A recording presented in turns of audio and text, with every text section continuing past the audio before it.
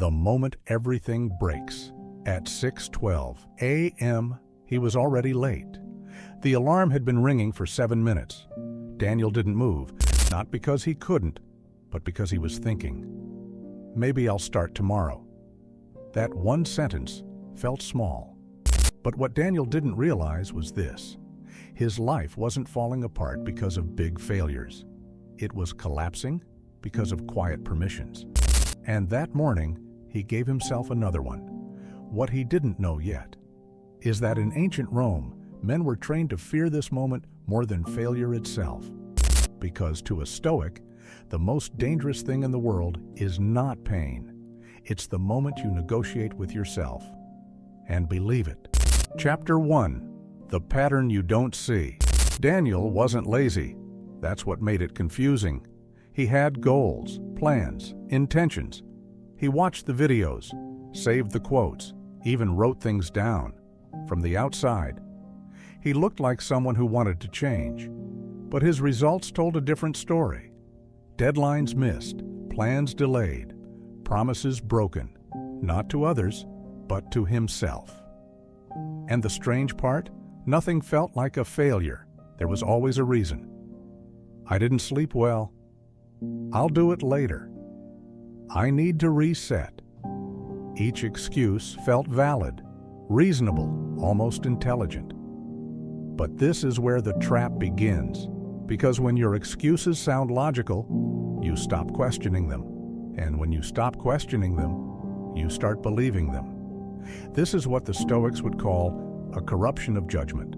Not weakness, not laziness, but a slow distortion of what is acceptable. A Roman emperor like Marcus Aurelius wrote something in his private journal. You have power over your mind, not outside events. But what most people misunderstand is this. Control is not something you have. It is something you exercise in moments like this. And Daniel wasn't exercising it. He was negotiating it every morning, every task, every decision. And over time, negotiation became his identity. Chapter 2. Where negotiation begins. The problem didn't start with discipline. It started with choice. Modern life teaches you something dangerous, that you should always listen to yourself, follow your feelings, respect your mood, wait until it feels right. But here's what actually happens. You create two voices, the one that knows what must be done and the one that wants comfort. And the moment you allow both voices to exist equally, you create negotiation. Daniel experienced this every day. At work, he would open his laptop, then pause, scroll, check something, delay, not because he didn't care, but because he gave the second voice space to speak. And that's all it needs.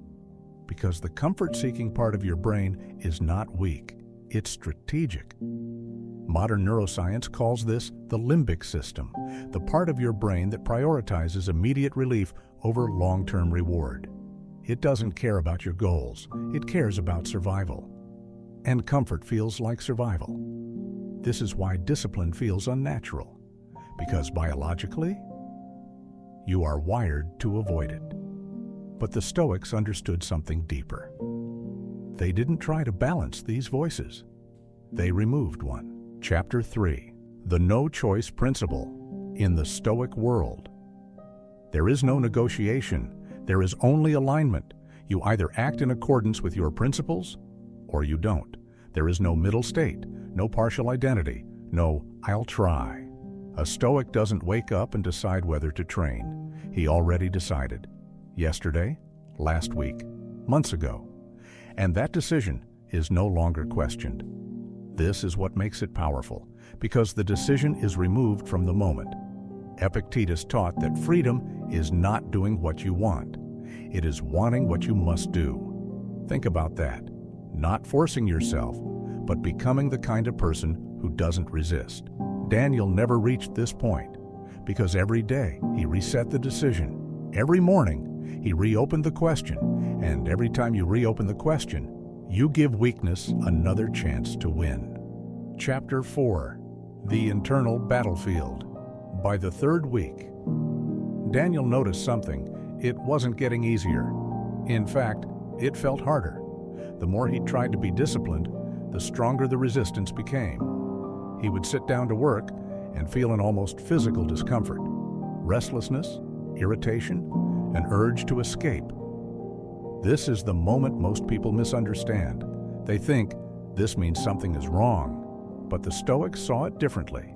This is not failure. This is exposure. You are seeing your undisciplined self clearly for the first time. Seneca wrote, "No man is more unhappy than he who never faces adversity." Because without resistance, you never meet the part of you that avoids effort. Daniel was meeting it now, and he didn't like what he saw. A mind that distracted itself, a body that resisted effort, a pattern of avoidance built over years. This is the real battle, not against the world, but against the version of you that has been in control this entire time. Chapter 5. Why most people quit here. This is where almost everyone stops. Not because they can't continue, but because they expected it to feel different.